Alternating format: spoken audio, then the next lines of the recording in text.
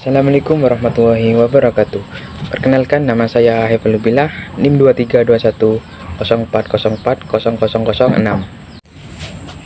Saya di sini ingin menjelaskan tentang pengantar ilmu politik. Nah, yang pertama itu ilmu politik dan perkembangannya. Nah, kata politik itu berasal dari bahasa Yunani, yaitu polis, yang berarti kota yang berstatus negara. Nah, Aristoteles itu dan Plato menganggap politik itu adalah suatu usaha yang mencapai masyarakat politik yang terbaik. Pada waktu itu, Aristoteles menyebut politik dengan zon politikon yang kemudian terus berkembang menjadi politis dan polite, dan terus kembang ke politika, lalu terakhir menjadi politikos.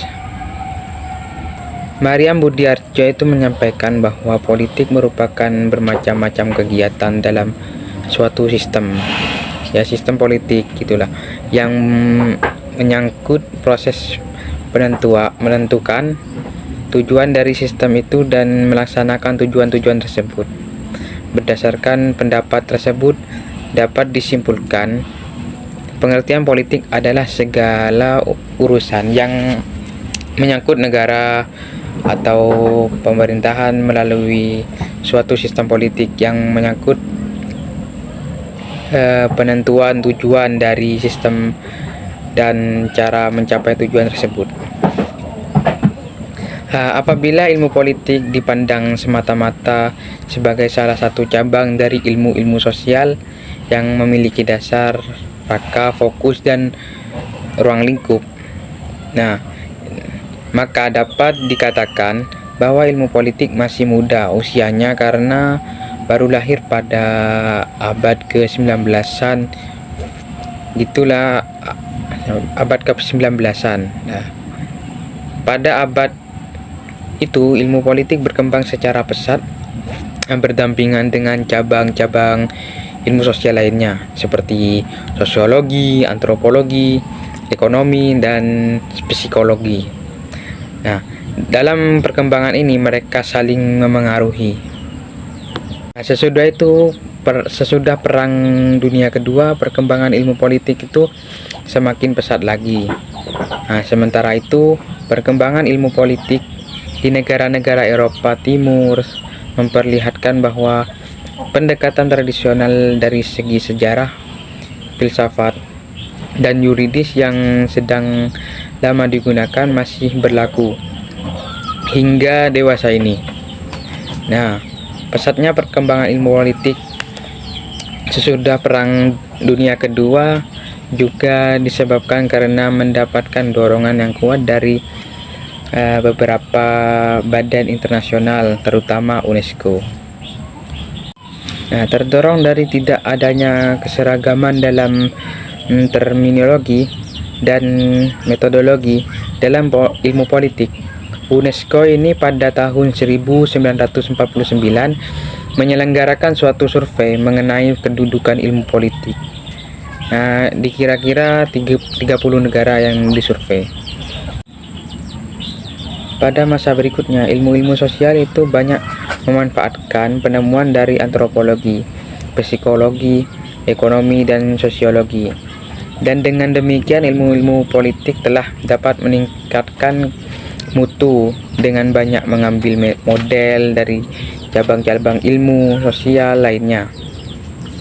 Hal ini telah banyak mengubah wajah ilmu politik berkat berbagai usaha tersebut di atas ilmu politik yang lebih menjadi ilmu yang telah menjadi ilmu yang terpandang yang perlu dipelajari untuk mengerti kehidupan politik. Yang kedua ini pengertian negara. Apa sih itu negara? Negara itu merupakan integrasi dari kekuatan politik. Negara adalah organisasi. Organisasi pokok dari kekuasaan politik.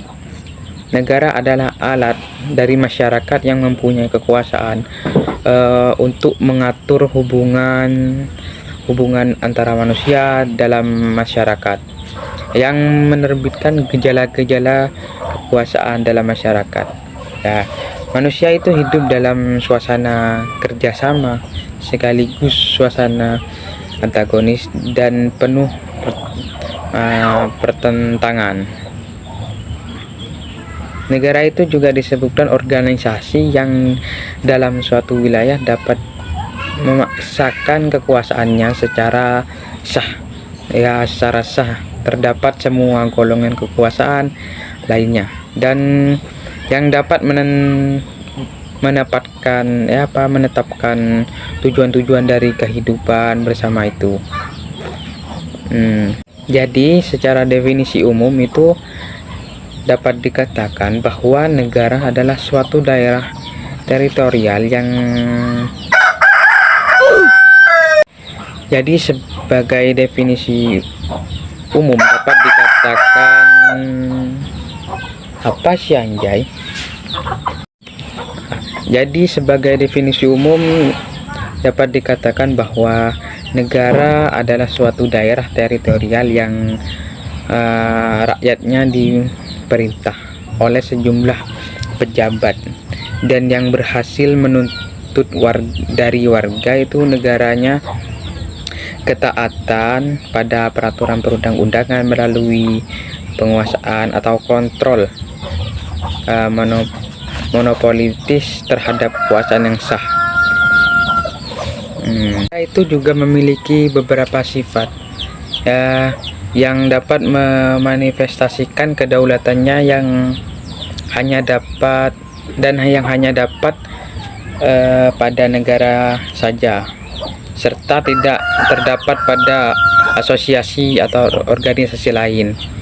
Nah, umumnya dianggap bahwa setiap negara itu mempunyai sifat memaksa, sifat monopoli dan sikap mencangkup semuanya. Dan negara itu juga memiliki unsur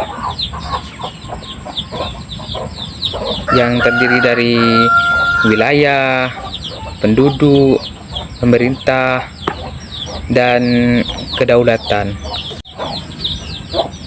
Nah, negara itu juga memiliki tujuan dan fungsi. Negara dapat dipandang sebagai asosiasi manusia yang hidup dan bekerja sama untuk mengejar beberapa tujuan bersama. Nah, dapat dikatakan bahwa tujuan terakhir setiap negara ialah menciptakan kebahagiaan bagi rakyat. Nah, tujuan negara Republik Indonesia ini sebagai tercantum dalam Undang-Undang Dasar 1945. Ada pengertian kekuasaan. Kekuasaan ini selalu muncul di waktu yang tepat tertentu. Untuk menyimpulkannya, dikonstruksi asal-usulnya serta dilakukan analisis hubungan kekuasaan. Nah, kekuasaan bagi Foucault ini merupakan ilmu pengetahuan, sehingga keberadaan ilmu pengetahuan ini merupakan kekuasaan itu sendiri. Menurut Ketut Wiratjana ini kekuasaan yang merupakan hasil dari software tersebut dapat bergerak bebas secara tiba-tiba dari suatu sistem dominasi atau ke sistem dominasi yang lain. Nah, sehingga diyakini pengetahuan dan kekuasaan selalu bersaing. Nah, kekuasaan dan ilmu pengetahuan secara langsung itu berdampak pada yang lain. Tidak ada hubungannya kekuasaan tanpa membentuknya bidang ilmu pengetahuan. Sekian dari saya, kurang lebihnya mohon maaf. Wassalamualaikum warahmatullahi wabarakatuh.